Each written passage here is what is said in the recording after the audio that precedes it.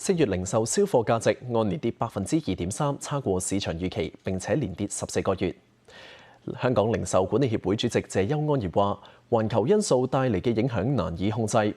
香港除咗內地客之外，亦都應該着力其他市場，例如東南亞嘅旅客。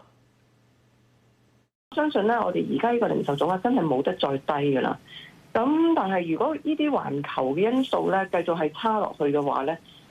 ，which 我哋亦都係控制唔到啦。咁所以呢個係一個